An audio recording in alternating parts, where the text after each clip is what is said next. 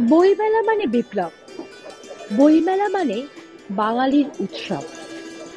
আর সেই বইমেলাতে মানুষের হৃদয়ের টানে নতুন নতুন লেখা, নতুন নতুন গল্প আর উপন্যাসের খোঁজে মানুষের অনুসন্ধান।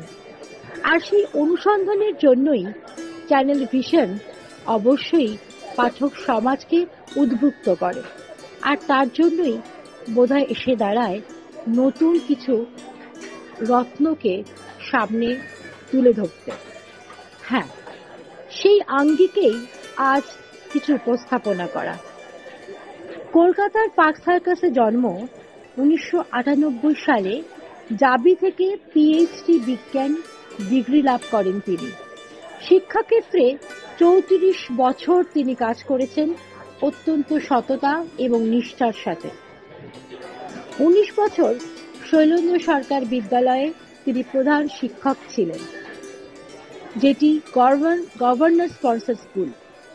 ২০১৪ সালে ভারত সরকার থেকে মনোনীত হয়ে মাননীয় রাষ্ট্রপতি শ্রী প্রণব মুখার্জির কাছ থেকে তিনি জাতীয় শিক্ষক পুরস্কারে ভূষিত হয়েছিলেন।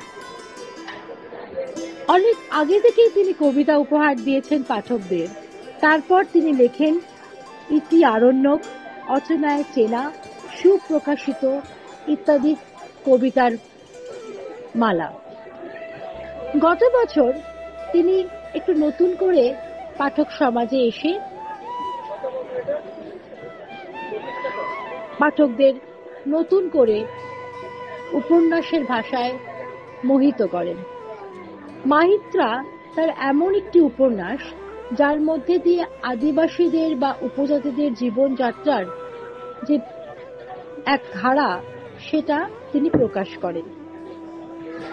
যে বইটি দ্য কাফে টেবিল থেকে প্রকাশিত হয়েছে। কিন্তু এবছর তিনি কিন্তু চুপ করে থাকেননি।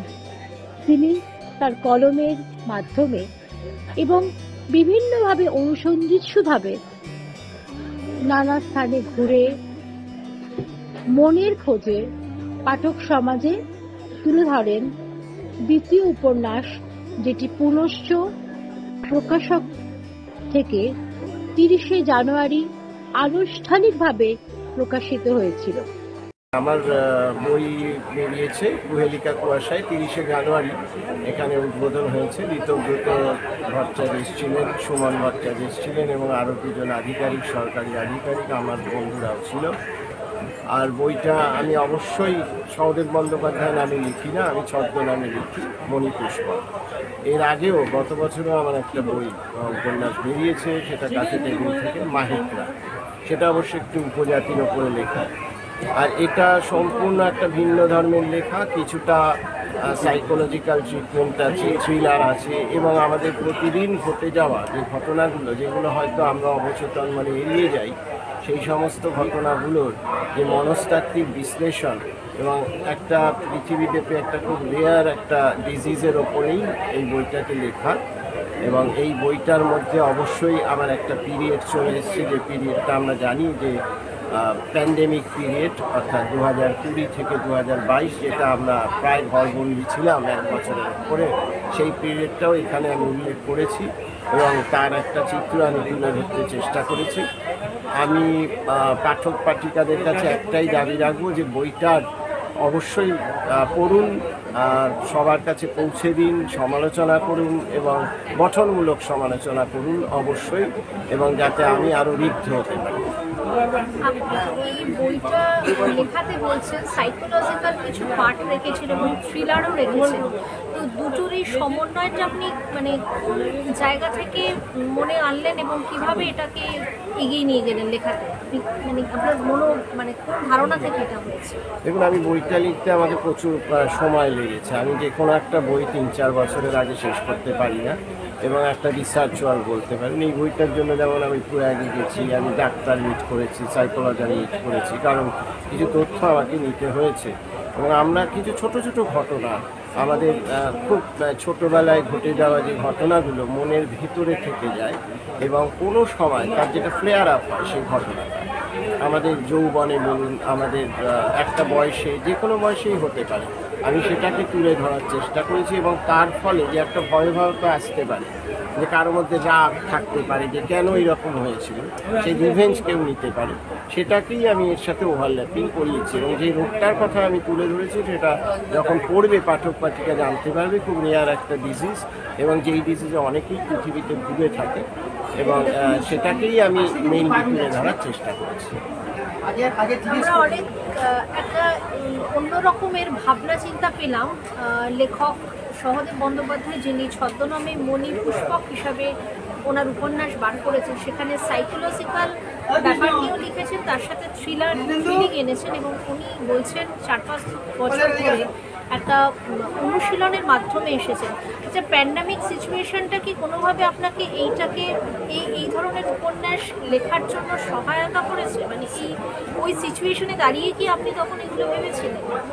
না, আসলে যেই সময় থেকে আমি লেখা শুরু করেছিলাম তার মধ্যেই প্যান্ডেমিক সিচুয়েশন তো চলে আসে, এবং আমার তখন স্ট্রাইক করে যে আমরা তো গৃহবন্দী, এখন এটাকে যদি আমরা কাজে লাগাতে পারি এই সিচুয়েশানটা, অর্থাৎ ধরুন আজকে আমি আছি, 50 বছর বাদে আমি থাকবো, কিন্তু এই পৃথিবীর মানুষ তো জানতে পারবে যে প্যান্ডেমিক কী হয়েছিল না কি অ্যাকচুয়ালি ঘটনা ঘটেছিল, এবং তার ফলে আমরা কীভাবে গৃহবন্দী হয়ে আমাদের মধ্যে একটা যন্ত্রণা যে বেরোবার, একটা মানুষকে যদি খাঁচায় বন্দি করে দেওয়া হয় কি অমানসিক যন্ত্রণা, এবং সেটার মধ্যে কি হতে পারে তার অভিব্যক্তি কীভাবে আমাদের মধ্যে আমরা ফুটিয়ে তুলতে পারবো, সেটাকেই আমি দেখিয়েছি। আমরা সবসময় নেতিবাচক দিকটাকেই দেখি। যখন এরকম একটা প্যান্ডেমিক সিচুয়েশন 2020-তে এসেছিল, গৃহবন্দী ছিলাম, তার মধ্যেও এটাই বোধহয় সৃষ্টি যে তার ভিতর থেকে উনি ইতিবাচক চিন্তাধারা মাথায় এনে সেটাকে উনি লেখার মাধ্যমে পাঠকদের কাছে উপস্থাপন করছেন। আমরা ওনার এই কুহেলিকা কুয়াশায় উপন্যাসটির ভেতরেই সব কিছু জানতে পারবো। আচ্ছা স্যার, আপনার এই লেখালেখি কতদিন? আপনার এই লেখা আমি লেখা একেবারে ছোটবেলা থেকেই লিখি, কবিতা লিখি, আমার 4টে বই অলরেডি বেরিয়েও গেছে আগে কবিতার ওপর, কিন্তু আমি বিফোর রিটায়ারমেন্ট মানে আমার অবসরের আগে চিন্তাই করেছিলাম, মানে ধরুন প্রায় 2017-18 থেকে, যে আমার অবসরের পর এটাই হবে আমার প্রফেশন আর কি, যেটা আমার অনেক দিনেরই সুপ্ত একটা ইচ্ছা ছিল যে লিটারেচার ফিল্ডেই আমি থাকি, এবং সেটাই আমি মানে লেখাটা বলতে পারেন যে ছোটবেলা থেকে আমি ইউনিভার্সিটি লেভেলেও লিখেছি, সব জায়গাতেই লিখেছি। নমস্কার, এই মুহূর্তে আমরা আছি পুনশ্চ বুক স্টলে আর 48তম আন্তর্জাতিক কলকাতা বইমেলার প্রাঙ্গণে। আমরা এই বুক স্টলে এই মুহূর্তে কুহেলিকা কুয়াশার একটি উপন্যাসের উদ্বোধন গত 30শে জানুয়ারি হয়ে গেছে, এবং আজকে আমাদের সাথে পেয়েছি আন্তর্জাতিক খ্যাতিসম্পন্ন তালবাদ্য শিল্পী ও সুরকার পণ্ডিত মল্লার ঘোষ মহাশয়কে। উনি এই মুহূর্তে আমাদের সাথে এই পুনশ্চ স্টলে আছেন, এবং এই বইটি পাঠকদের কাছে আবার নতুনভাবে উপস্থাপন করে দিলেন। আমরা সরাসরি পণ্ডিত স্যারের কাছে চলে যাচ্ছি। পণ্ডিত মল্লার ঘোষ মহাশয় আমাদেরকে তার অনুভূতির কথা, এখানে এসে তার কেমন লাগছে সে সম্পর্কে বলবেন। স্যার নমস্কার, আপনাকে আমরা এই মুহূর্তে স্টলের সাথে পেয়েছি সন্ধ্যেবেলায়। আপনার এখানে এসে কিরকম অনুভূতি হচ্ছে? অসংখ্য ধন্যবাদ আপনাকে ম্যাডাম, এবং চ্যানেল বিশেষকে অবশ্যই। আমি মল্লার, তালবাদ্য শিল্পী এবং সুরকার মল্লার ঘোষ।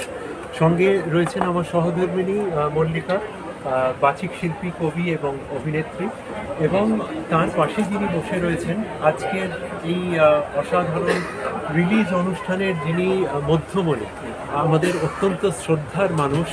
তার ছদ্মনাম, লেখক ছদ্মনাম হচ্ছে মণি পুষ্পক, এবং আসল নাম ডক্টর সহদেব বন্দ্যোপাধ্যায়, এবং তিনি একাধারে একজন লেখক এবং একজন সঙ্গীত শিল্পী, এবং তার এই অসাধারণ সৃষ্টি আমি এবং মল্লিকা স্পর্শ করতে পেরে আমরা ধন্য, এবং ধন্যবাদ এবং কৃতজ্ঞতা জানাই আমার অত্যন্ত স্নেহের বোন অনামিকা বোনকে এই একটা সংযোগ ঘটিয়ে দেওয়ার জন্যে, যেখানে পুনশ্চর মতো একটি সংস্থা তার ছত্রছায়ায় বসে মণি পুষ্পকের এই অসামান্য সৃষ্টি আমরা স্পর্শ করতে পারছি। এবং তার সঙ্গে আমি জানাই, একটু আগেই স্যারের সঙ্গে কথা হচ্ছিল, একটা রচনা সৃষ্টি করতে গেলে সেটা তালবাদ্যের রচনা হোক, সাংগীতিক রচনা হোক বা সাহিত্যের রচনা হোক, কতটা যে পরিশ্রম করতে হয় সেটা আমরা জানি। এবং একটু আগেই ওনার অভিজ্ঞতার কথা শুনছিলাম যে এই বইটি রচনা করার জন্যে কত রকম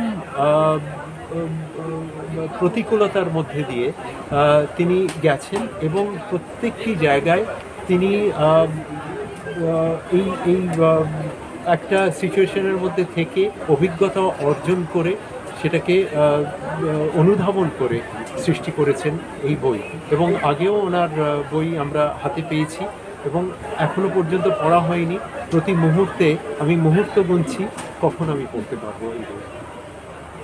খুব ভালো লাগলো। আমরা পণ্ডিত মল্লার ঘোষ মহাশয়ের সাথে এতক্ষণ কথা বলছিলাম।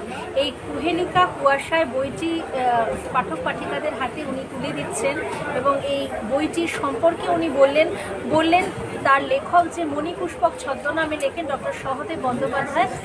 এরপরে আমরা চলে যাচ্ছি মল্লিকা ঘোষের কাছে। উনি একজন বিশিষ্ট কবি, আবৃত্তি শিল্পী এবং অভিনেত্রী। উনি মল্লার ঘোষের সহধর্মিণী, কিন্তু আমি এইভাবে ওনার কাছে যাচ্ছি না, আমি যাচ্ছি ওনার কাছে একজন আবৃত্তি শিল্পী, কবি এবং অভিনেত্রী হিসাবে। আমি মল্লিকাদির কাছ থেকে শুনে নেব তার আজকের দিনে এখানে এসে কেমন লাগছে। নমস্কার সকলকে, সৎ শুনেছি জানাই।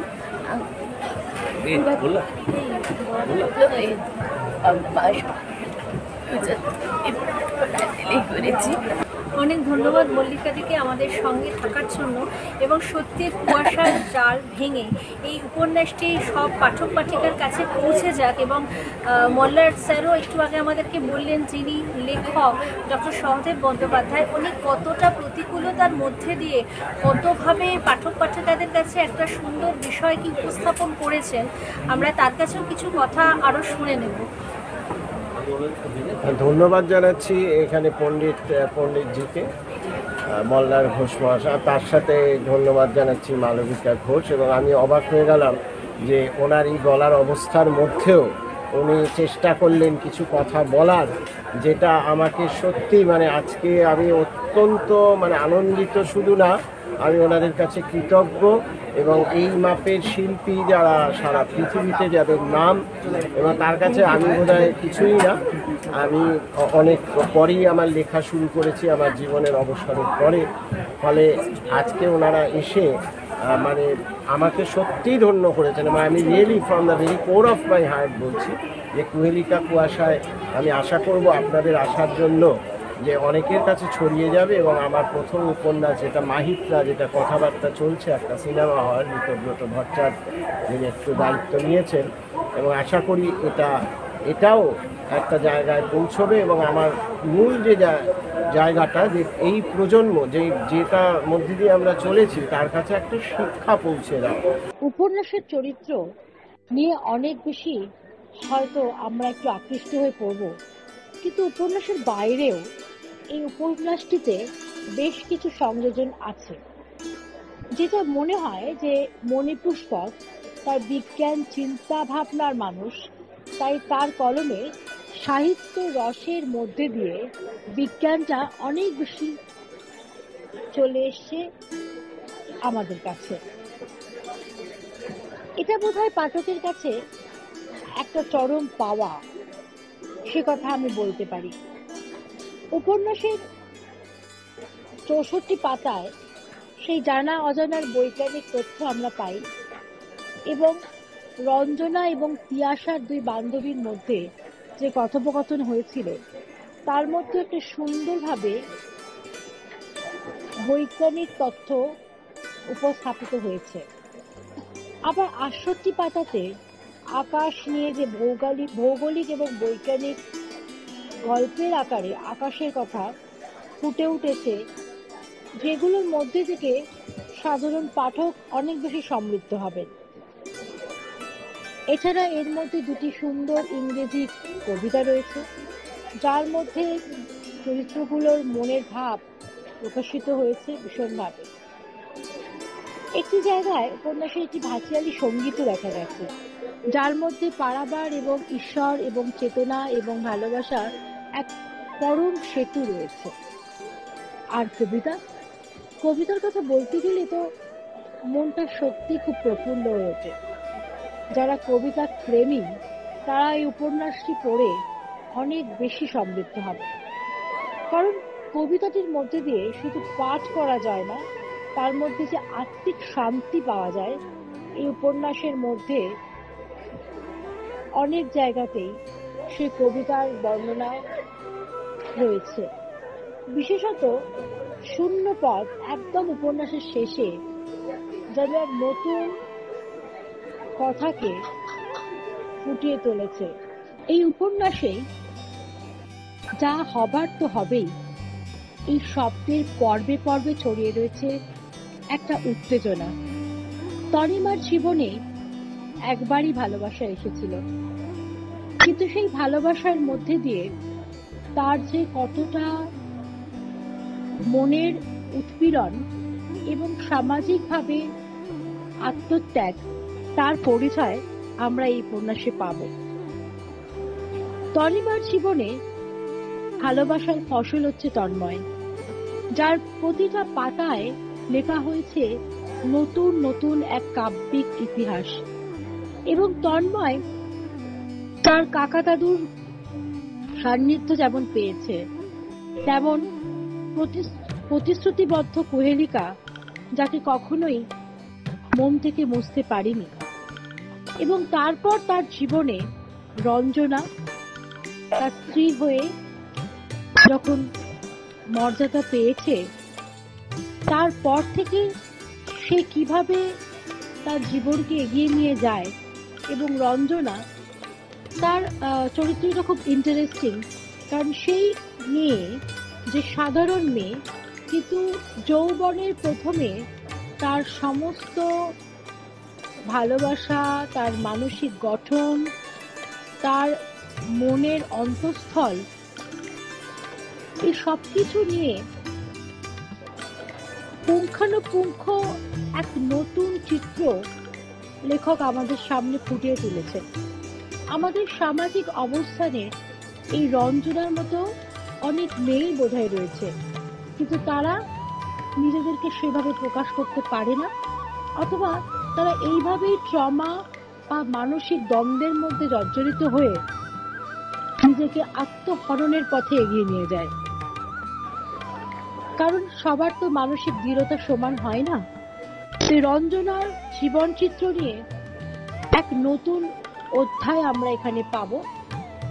এবং এই রঞ্জনার দাম্পত্য জীবন, তার একটি কন্যা সন্তান জন্মাবে, যার মধ্যে অ্যাসপারজার সিনড্রোম একটি অদ্ভুত ব্যাধি পর্যবসিত হবে।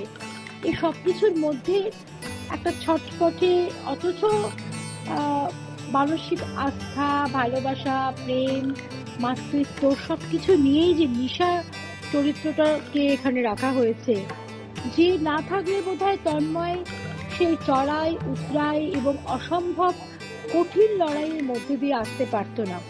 এবং নিশার ভালোবাসা সেই বেষ্টনীটা না পেলে বোধহয় উপন্যাসও সার্থক রূপ নিত না।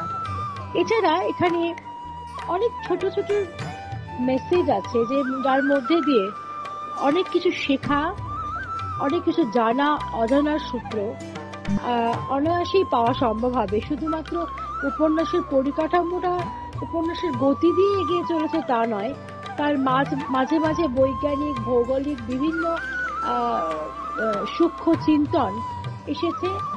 আর এসেছে বেশ কিছু ভালো কবিতা, যার মধ্যে দিয়ে হৃদয়কে স্পর্শ করেছে ভালোবাসার দিকগুলো। এবং এর থেকেও বড় কথা, যে 2020-তে যে কোভিড সিচুয়েশন মধ্যে দিয়ে এই মারণ ব্যাধি পৃথিবীময় ছড়িয়ে গেছিল, সেই কথাও কিন্তু এই উপন্যাসের কানায় কোনো একটা জায়গায় রয়েছে, যেখান থেকে বোধহয় মানুষ আবার নিজেকে ফিরিয়ে আনতে পারে, অর্থাৎ পুনর্জন্ম। প্রকৃতি তার কলুষিত চেহারাকে যখন হারিয়ে যাচ্ছিল, তখন কিন্তু সে সম্পূর্ণ নিজেকে ফিরিয়ে আনতে পারছিল না। তার প্রয়োজন ছিল মানুষের লোলুপ হিংস্রতা থেকে নিজেকে বাঁচিয়ে আবার স্বচ্ছতায় আনা। ঠিক উপন্যাসের ক্ষেত্রেও একই মাত্রা এখানে আনা হয়েছে। এখানে রঞ্জনাও যেমন নিজেকে ফিরে পেয়েছে, মৃত্যুর মধ্যে দিয়ে হয়তো মুক্তি চেয়েছে, সেরকম আরো অনেক কিছু উপন্যাসের মধ্যে চরিত্রগুলো রয়েছে যারা এইভাবেই নিজেকে সর্বাঙ্গীনভাবে সুন্দর করতে চেয়েছে, ওই কলুষতা থেকে নিজেকে ছাড়িয়ে নিজেকে উন্নত করতে চেয়েছে। তো এইটা অসাধারণ রহস্যও আছে, যেটি উপন্যাসটি না পড়লে বোধহয় এই রহস্য ভেদ করা যাবে না, এবং যখন রহস্যটাকে জানা যাবে তখন মনে হবে এটা কি হয়, এটা কি সেই ঠান্ডা মাথার মানুষটা এইভাবে কাজটা করতে পারলো। হ্যাঁ, এটা উপন্যাস পড়েই জানা সম্ভব। তাই আর এর থেকে বেশি কিছু বলার দরকার নেই, অনেকটাই বলে দিলাম। আসুন সবাই এই উপন্যাসটা পড়ুন, জানুন, এবং তার সাথে অপেক্ষায় থাকুন যে এই উপন্যাসের সাথে যে জানা সম্ভব হচ্ছে সেটা পরে ডক্টর সহদেব বন্দ্যোপাধ্যায়, মণিপুষ্পক আমাদের কাছে আরো কি পরবর্তী সময় উপহার নিয়ে। গল্পটা শেষ হলো বটে, কিন্তু পথ যে সামনে অনন্ত। আজ তবে হাঁটতে থাকি এইভাবে দুজনেই, গোধূলির রং মেখে শুরু হোক পথ চলা। জানি তবু তুমি থাকবে আমারই অপেক্ষায়, আমার রাত্রি, আমার অসময়ের ভালোবাসা। হ্যাঁ, অবশ্যই আগামী বইমেলাতে অবশ্যই আমরা আবার আশা করব, অপেক্ষায় থাকব মণিপুষ্পকের বা ডক্টর সহদেব বন্দ্যোপাধ্যায়ের নতুন আঙ্গিকে, নতুন ভাবে চেনা অচেনার মধ্যে নতুন কোনো লেখা। ধন্যবাদ, আজকে এইটুকু।